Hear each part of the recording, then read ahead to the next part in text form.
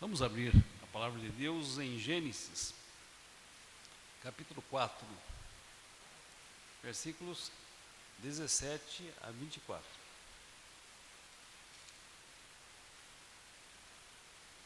Gênesis, capítulo 4, versículos 17 ao 24.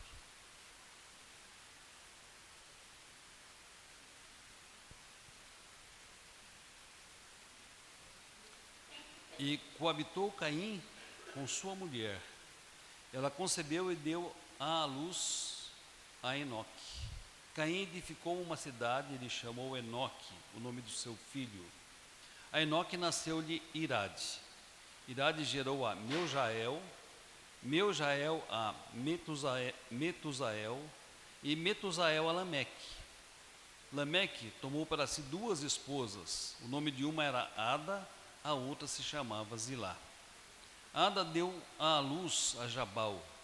Este foi o pai dos que habitam em tendas e possuem gado. O nome do seu irmão era Jubal. Este foi o pai de todos os que tocavam harpa e flauta.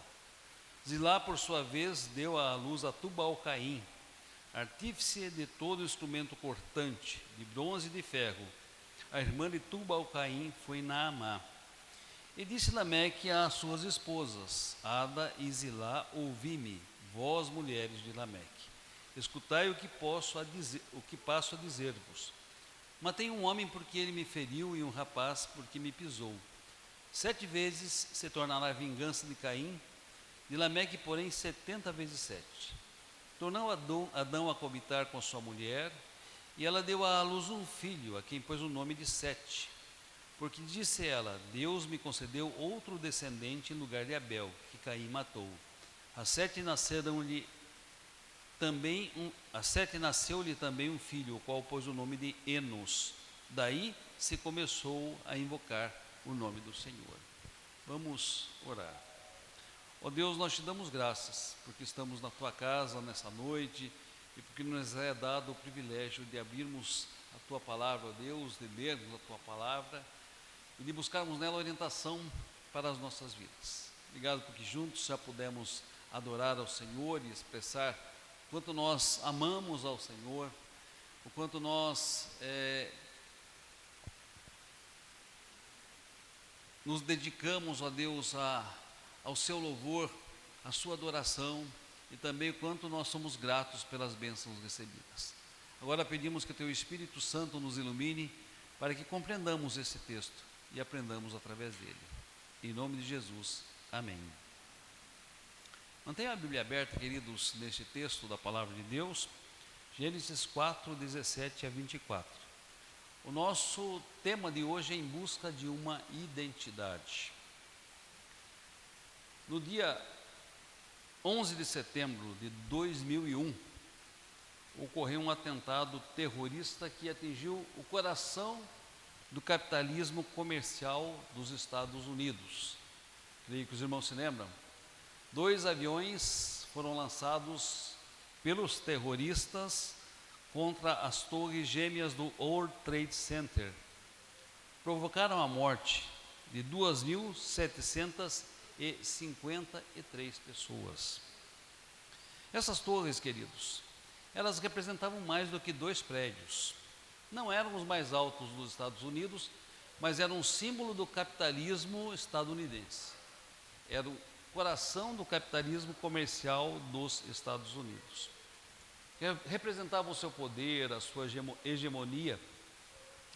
E a queda dessas torres, neste atentado, ela demonstrou que as superpotências eram vulneráveis, que as superpotências poderiam ser atingidas, e atingidas por pequenos grupos, que, usando aviões civis, foram lançados não só sobre as torres gêmeas, mas sobre outros alvos lá nos Estados Unidos.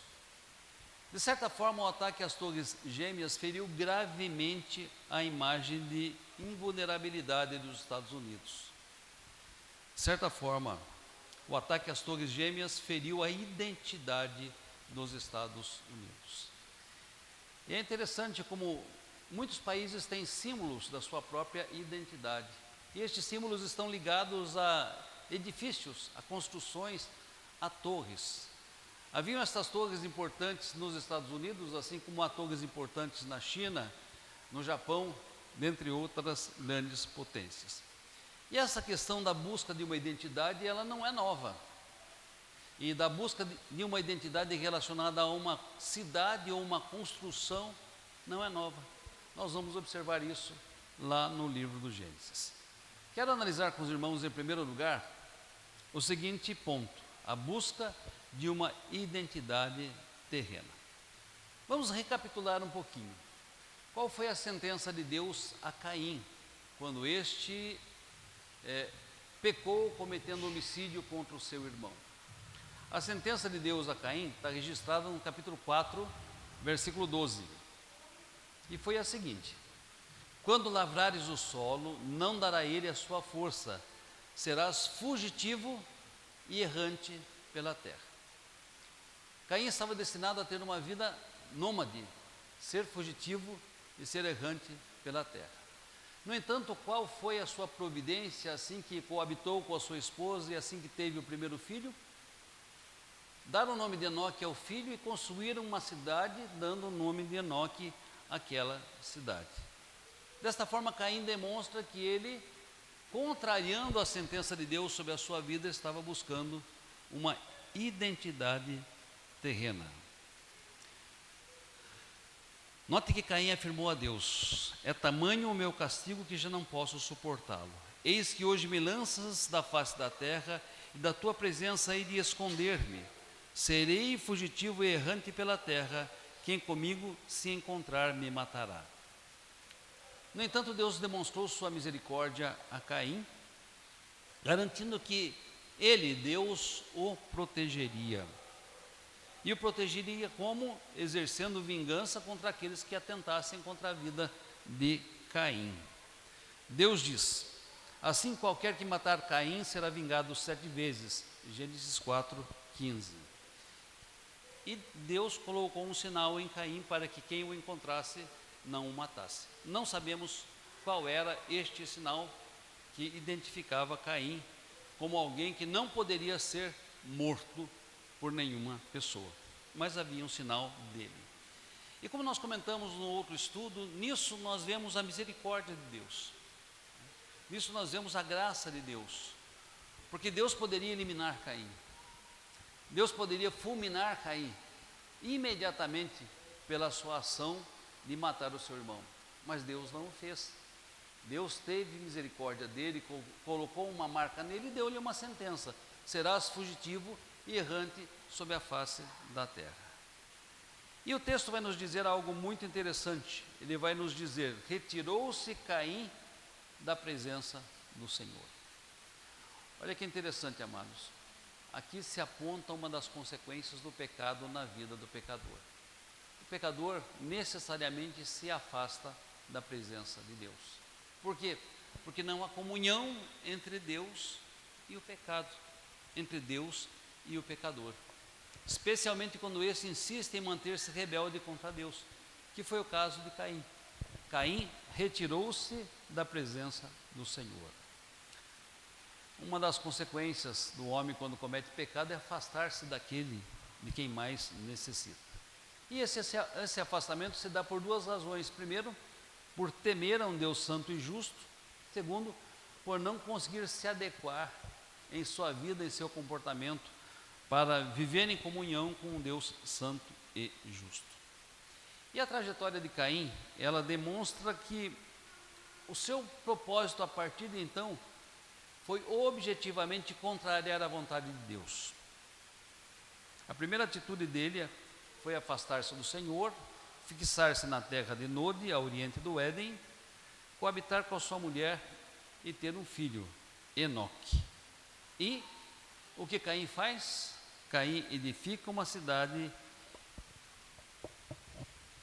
e dá o nome do seu filho àquela cidade. Isso era uma tentativa de Caim de contrariar a sentença de Deus. Se Deus disse que ele seria fugitivo e errante, ao estabelecer uma cidade, ao dar o nome do seu filho àquela cidade, ele estava contrariando deliberadamente a vontade de Deus. ele estava se autoafirmando por si mesmo. Ele estava demonstrando que ele, por si mesmo, era autossuficiente. Que a sentença de Deus era uma, mas a sentença dele para a sua vida era outra. Que o propósito de Deus para ele era um, mas que o propósito de Caim para a sua própria vida era outro.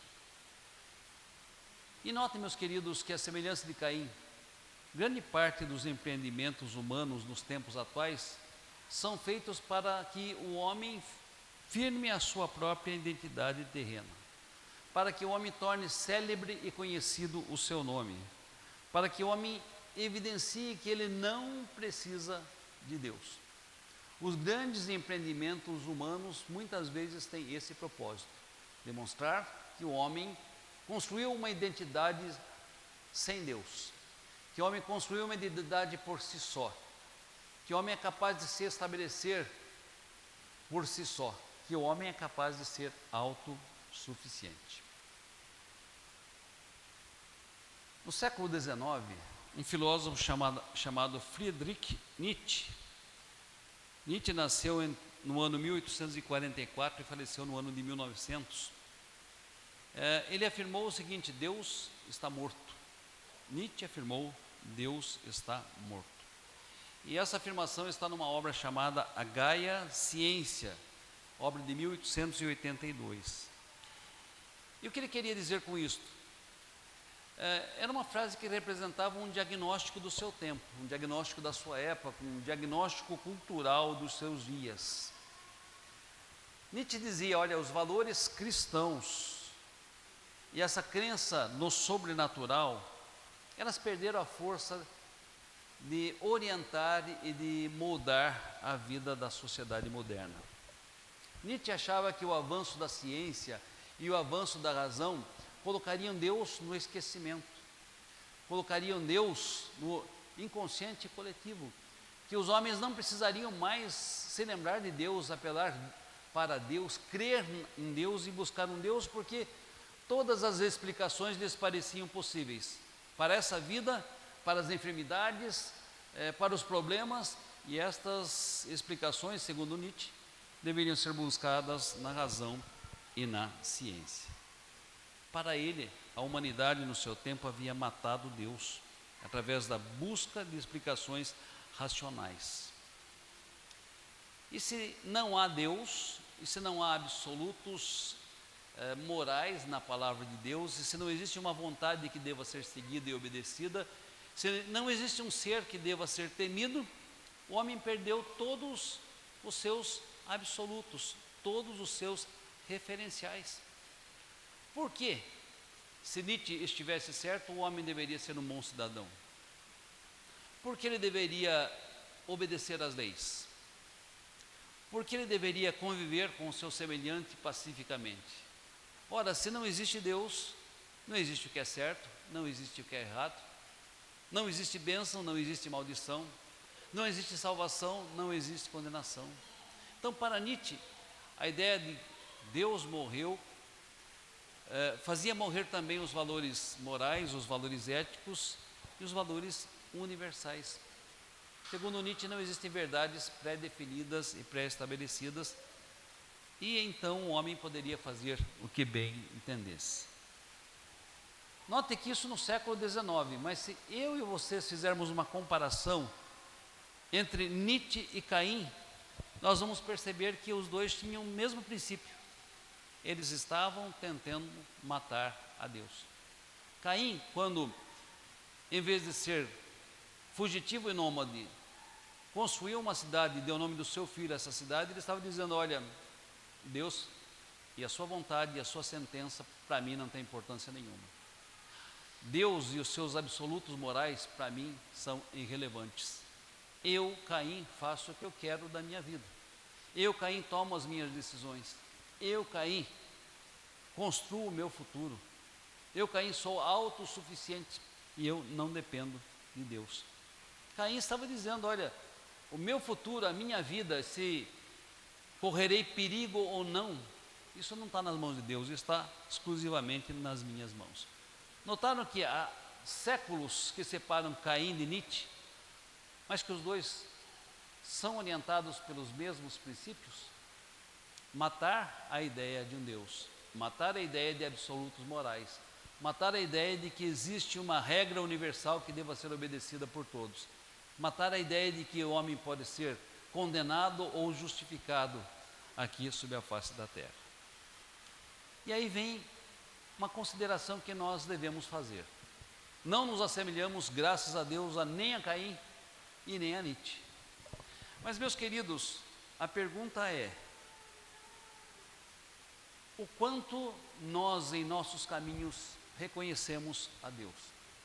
O quanto nós em nossos caminhos consideramos os absolutos morais da palavra de Deus? O quanto eu e vocês julgamos importante a palavra de Deus em nossas vidas? Porque apesar de não sermos semelhantes nem a Caim, nem a Nietzsche, muitas vezes podemos nos achar senhores da nossa vida, senhores dos nossos caminhos, senhores do nosso destino, senhores da nossa trajetória aqui sobre a face da terra.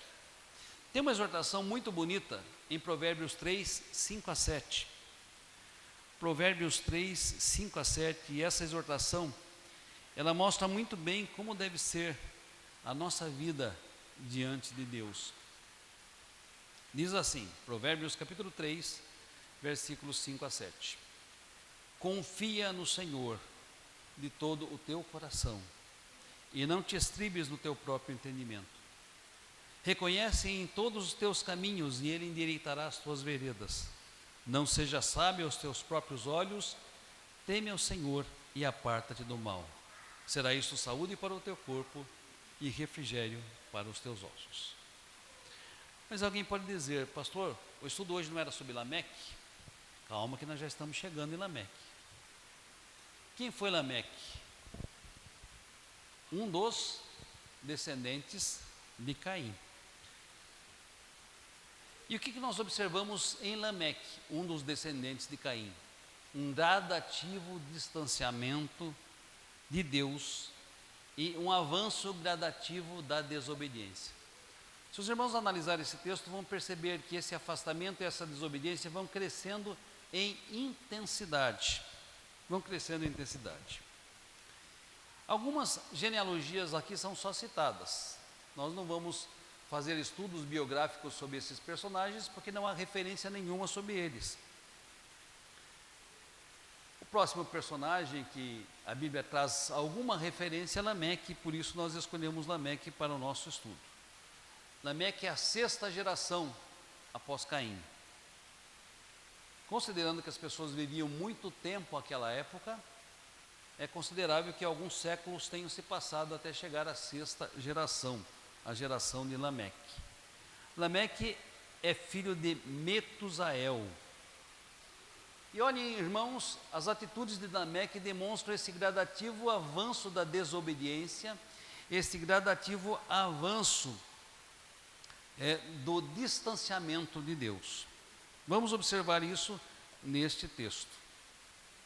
Mais do que Caim, Lameque foi obstinadamente rebelde e distanciou-se obstinadamente de Deus.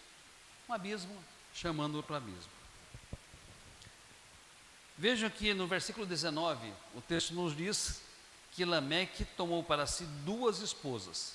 O nome de uma era Ada e da outra Zilá. E esse é o primeiro caso de poligamia registrado na Bíblia. Até então não existe nenhum registro de poligamia na Bíblia. E a poligamia estava nos planos de Deus? Jesus esclarece lá em Mateus 19, 4 a 6 que não. A poligamia não estava nos planos de Deus para a vida do homem na terra.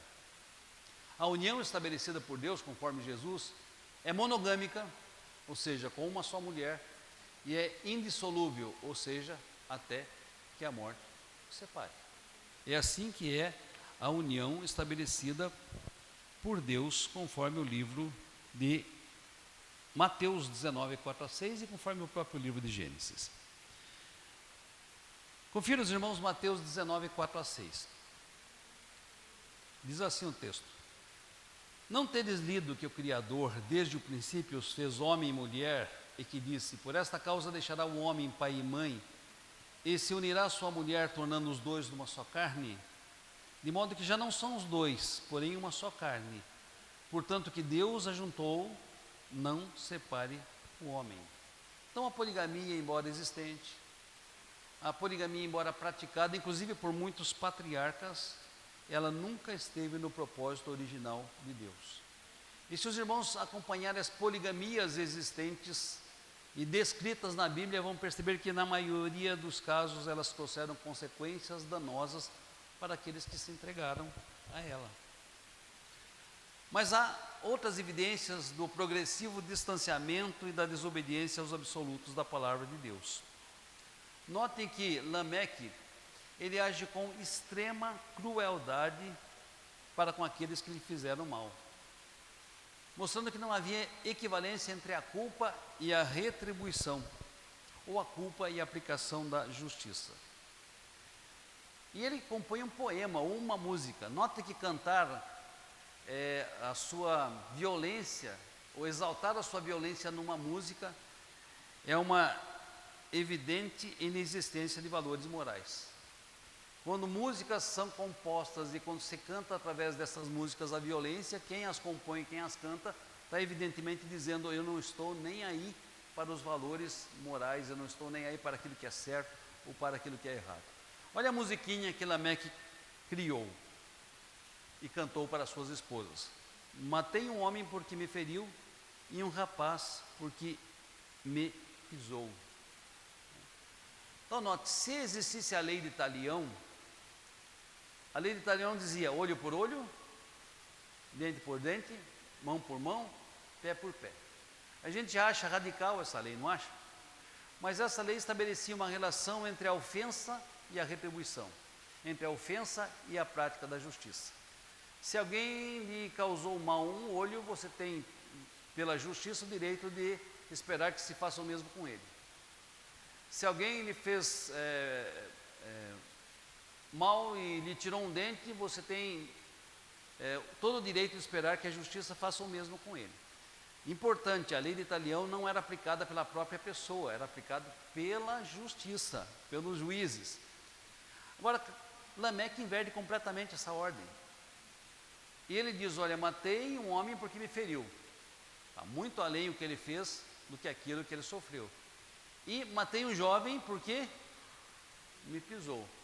Então aí a medida, ela se excede tremendamente. Uma terceira evidência do distanciamento de Deus e da desobediência se dá quando Lameque diz o seguinte: 7 vezes se tomará a vingança de Caim, de Lameque, porém, 70 vezes 7. O que Lameque está dizendo aqui? Olha, Deus disse que ele vingaria Caim 7 vezes. Eu estou dizendo que eu vou me vingar 70 vezes 7 contra aqueles que se levantarem contra mim. Ou seja, Caim está dizendo: olha, Deus só 7, mas eu, Lameque, eu me vingarei 70 vezes 7 daqueles que me fizerem mal. Ou seja, no primeiro caso, a vingança contra Caim estava nas mãos de Deus. Neste segundo caso, a vingança de Lameque estava em suas próprias mãos. Em outras palavras, diferentemente de Caim, ele não precisava de Deus para protegê-lo. Ele confiava em si mesmo e na sua força para a autoproteção. Quem sabe confiasse nas armas criadas por seu filho. Gênesis 4:22. Diz o texto que Tubal-Caim se tornou artífice de todos os instrumentos de ferro, e todos os instrumentos cortantes. Quem sabe, confiado nessa sua força, ele dizia: olha, eu nem preciso de Deus me vingue, eu mesmo me vingo, e me vingo em muito maior medida do que a vingança de Deus. Percebe que esse personagem em si, ele aumenta, ele potencializa, ele multiplica aquilo que Caim erroneamente já havia feito. Ele torna progressivo, ele torna intenso, ele torna avolumado esse distanciamento do homem para com seu Deus. E aí vem a pergunta, que é pertinente para o nosso tempo, para os nossos dias. Diante do crescimento do distanciamento de Deus e da desobediência a Deus, e o nosso mundo está assim, um mundo que cresce em distanciamento e da desobediência a Deus. Os padrões que nos orientam são os padrões da palavra ou são os padrões do mundo? Aquilo que estabelece o que nós devemos pensar e o que nós devemos fazer está fundamentado nas Escrituras ou fundamentados na nossa sociedade moderna? As nossas decisões éticas e morais, elas se pautam por aquilo que o nosso tempo diz que é certo ou diz que é errado, ou se pautam pelo que a palavra diz que é certo, pelo que a palavra diz que é errado?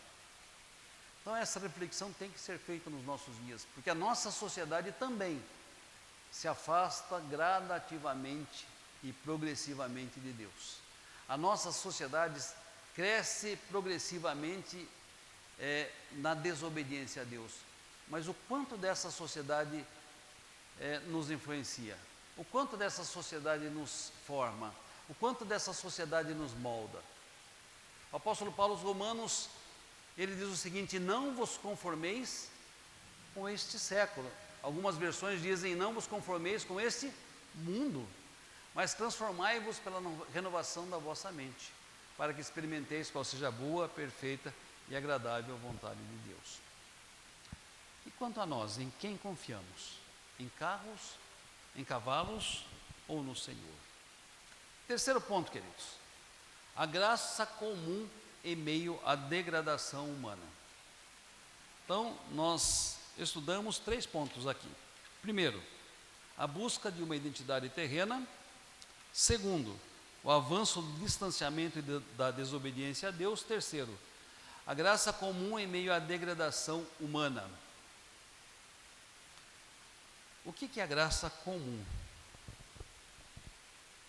Graça comum é o agir de Deus sobre todos os homens, sejam eles bons ou maus, crentes ou descrentes, que servem a Deus ou que não servem. Isso é graça comum. E graças à graça comum de Deus, a gente vive no mundo em que é possível estar e permanecer.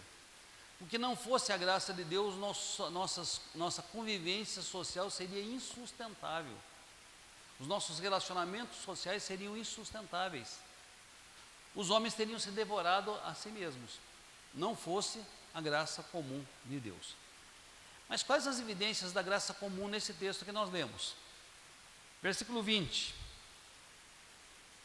Descendente de Lameque. Jabal foi o pai dos que habitam em tendas e possuem gado. A instituição da pecuária, como meio de subsistência. Depois vem versículo 21. Jubal foi o pai de todos os que tocam harpa e flauta, o desenvolvimento cultural da humanidade. Depois, versículo 22. Tubal-Caim foi artífice de todo instrumento cortante de bronze e de ferro. O que estes versículos demonstram? Que o homem mesmo caído, ele se desenvolveu culturalmente. E o que é desenvolver-se culturalmente? É criar, é a capacidade que o homem tem. Notem que só o homem tem essa capacidade de criar objetos que ele precisa, de preservar os objetos que ele criou, de ensinar as futuras gerações a construir os mesmos objetos ou a criar os mesmos objetos que ele construiu ou criou, e de aperfeiçoar os seus inventos. Tanto é assim que, segundo a história, os homens, primitivamente, eles faziam fogo atritando ou batendo 2 pedras uma na outra. Ninguém acende fogo assim hoje, a não ser quem está numa selva perdido. Nós usamos outras técnicas mais sofisticadas, ainda que sejam também fruto do atrito, Você pega o fósforo, atrita ele na lixa que existe na caixa e o fogo é o atrito, mas entre 2 outras superfícies. Você pega o acendedor, ele vai produzir uma faísca e essa faísca também vai produzir o fogo. Então o princípio continua o mesmo, mas os instrumentos de produção são diferentes. Todos nós conhecemos os meios de transporte que existiam há 60 anos atrás. São bem diferentes dos meios de transporte que existem hoje. Por quê? Porque o homem se desenvolveu culturalmente. Isso é uma capacidade só do homem. criar os objetos de que necessita, preservar os objetos que necessita, ensinar às futuras gerações os objetos criados e aperfeiçoar aquilo que faz. Nós vivemos um mundo hoje repleto de altas tecnologias, e altas tecnologias que são produzidas não necessariamente tão somente pelos filhos de Deus. As criações, as descobertas, as tecnologias, as invenções que existem não são necessariamente produzidas pelos filhos de Deus. Por quê? Porque a graça de Deus continua agindo, e continua agindo de modo geral. Na descendência de Caim, que era uma descendência que progressivamente desobedecia e se distanciava de Deus, houve pessoas que produziam coisas que eram úteis. A criação de gado, a habitação em tendas, a fabricação de instrumentos musicais e até mesmo a descoberta e a utilização de instrumentos de ferro, dentre outras coisas. Então, o que devemos aprender sobre graça comum? Tem uma definição que achei bastante interessante. A graça comum, ou geral, é um conceito teológico que descreve a bondade indiscriminada de Deus para com toda a humanidade, crentes ou não. Refere-se às bênçãos terrenas e temporais, aos talentos e dons concedidos a todos os homens. Notem, meus irmãos, que a vida, a saúde, o sol, a chuva, a ordem social está sobre todos nós e sobre todos os homens, sejam crentes ou incrédulos, sirvam a Deus ou não sirvam. E há, meus queridos, 4 pontos da graça comum que são bem importantes e bem interessantes e que a gente pode observar. Primeiro, a graça comum tem um alcance universal. Ela abençoa justos e ímpios. Ela abençoa bons e ruins. Mateus 5,45. Note o que diz esse texto. Porque ele faz nascer o seu sol sobre maus e bons e vir chuva sobre justos e injustos. Não é sobre a nossa casa só que cai a chuva, não é?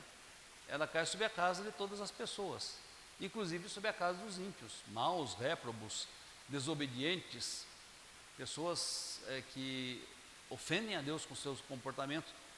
Mesmo assim elas recebem da graça de Deus, mesmo assim elas são alvos da misericórdia de Deus, que a graça comum faz vir bênçãos sobre eles também. Olha que interessante, muita gente diz, vivemos no inferno aqui na terra. Grande engano. O inferno é um lugar onde a presença abençoadora de Deus não estará presente. Aqui, por piores que sejam as circunstâncias, a presença abençoadora de Deus está sobre justos e injustos, sobre bons e maus, sobre aqueles que servem Deus e aqueles que são ímpios. Um outro aspecto da graça geral ou da graça comum é a sua finalidade. Ela existe porque a criação precisa ser preservada. Ela existe para que a ordem social seja mantida e ela existe para que o pecado seja refreado. Se não existisse a graça comum, como eu falei para os irmãos, os homens se devoravam uns aos outros. Boas leis nem sempre são feitas por cristãos. Muitas vezes são feitas por homens até que não temem a Deus, mas sabem que são necessárias boas leis para que seja possível a convivência humana. A própria justiça, por mais falha que seja, ela ainda existe, ainda é praticada, ainda pune aquele que age de modo errado. Por quê? Porque é fruto da graça comum ou geral de Deus. Então, a finalidade é preservar a criação, é restringir os efeitos do pecado e fazer com que a ordem social se estabeleça. Tem um texto de Gênesis 6,3, não sei quantos irmãos leram e prestaram atenção nesse texto, mas esse texto diz assim: o meu espírito não agirá para sempre no homem, pois este é carnal, e os seus dias serão 120 anos. O que Deus está dizendo aí nesse texto que antecede o anúncio do dilúvio? Duas coisas muito importantes. Primeira, que os homens viviam muito naquela época, por quê? Porque o Espírito de Deus estava sobre eles e agia sobre eles, preservando-lhes a vida e dando longevidade.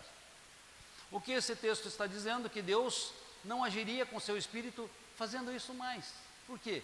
porque os homens haviam se distanciado gradativamente de Deus em seu pecado, sua corrupção e sua miséria. Deus colocaria limites aos dias dos homens, né? E isso é uma restrição que Deus impôs. Naquela época, 120 anos. Né? É possível alguém chegar a 120 anos hoje? É. Mas notem que o tempo de vida do homem também vem sendo encurtado. Terceiro ponto, da graça comum, graça geral. Como é que ela se manifesta hoje? A graça comum e graça geral. Na inteligência, na capacidade cultural, nos talentos artísticos, na ciência, na prosperidade. Muita gente acha que os dons são só aqueles que são dados a pessoas da igreja para exercerem funções dentro da igreja. Não é assim. Se existe o dom de um indivíduo ser médico, o dom dele ser um bom administrador, o dom dele ser um bom mecânico, dele ser um bom construtor, tudo isso vem de Deus, mesmo que ele não seja crente. Deus dá esses dons para que as pessoas possam contribuir para o bem-estar da sociedade. Mas onde está isso, pastor? Está lá no livro de Tiago, capítulo 1, versículo 17.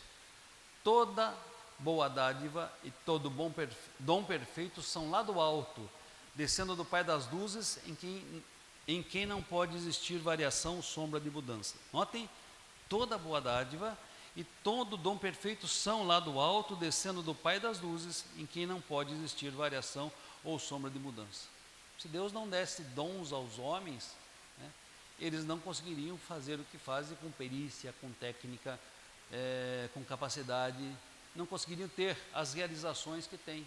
E notem que nisso Deus age de modo geral, né? É a graça geral, a graça comum, que concede dons aos crentes, sim, para exercê-los na igreja, para exercê-los no mundo também, e concede inclusive aos descrentes, né?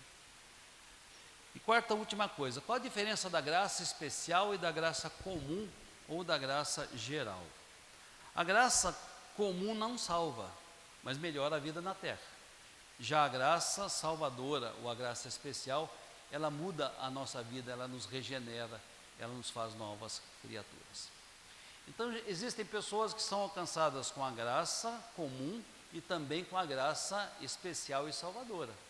E existem pessoas que só são alcançadas com a graça comum, mas não alcançadas com a graça salvadora. Porque apesar de desfrutarem das bênçãos gerais e terem dons, né, que são usados em seu próprio benefício e em benefício do próximo, essas pessoas não são salvas.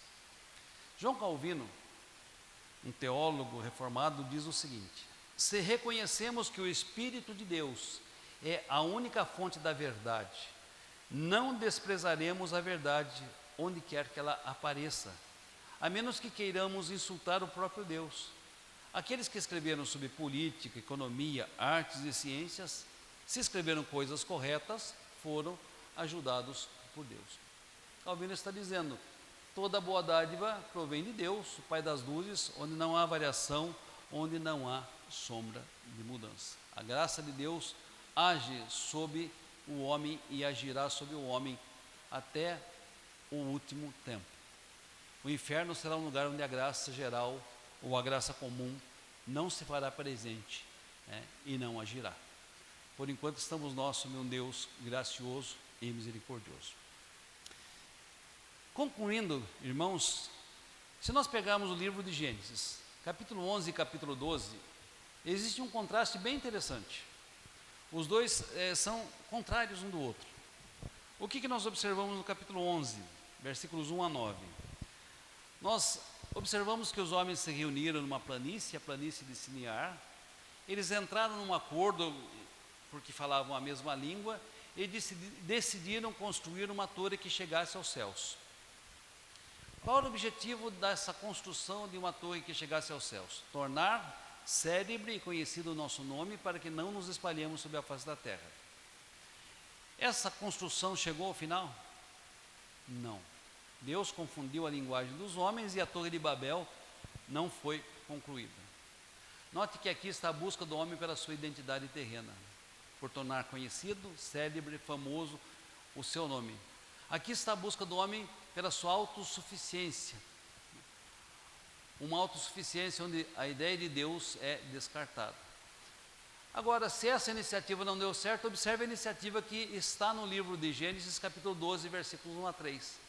Deus vem dos céus até Abrão e diz a Abrão: sai da tua terra e da tua parentela e vai para uma terra que te mostrarei. Te abençoarei, te engrandecerei o nome, em ti serão benditas todas as famílias da terra, se tu uma bênção. E essa iniciativa de Deus, ela deu certo. Essa iniciativa de Deus, ela prosperou. E essa iniciativa de Deus chegou até os nossos dias. Os homens continuam fazendo as suas torres de Babel para demonstrar sua identidade terrena e tentar dizer que são independentes, autossuficientes, que não precisam de Deus, que Deus está morto. Mas Deus continua vindo dos céus ao encontro do homem, chamando-os pelo seu nome, chamando suas famílias para que sirvam a Deus, para que obedeçam a Deus, para que sigam ao Senhor, para que sejam abençoados, para que abençoem outras famílias por toda a face da terra. Que nós, como filhos abençoados por Deus, de modo geral e de modo especial, entendamos que a nossa identidade, seja qual for nesse mundo, ela não será comparada com a nossa identidade em Cristo.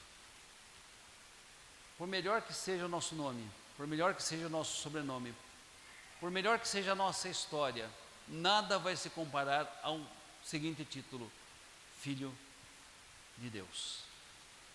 Essa é a nossa identidade, essa é a nossa maior glória, essa é a nossa maior bênção, e é isso que nos distingue de todos os que vivem sobre a face da terra, filhos de Deus. Veio para os que eram seus, os seus não receberam, mas aos que receberam deu-lhes o poder de serem feitos filhos de Deus.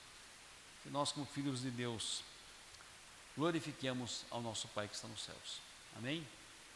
Deus abençoe. Cristiano.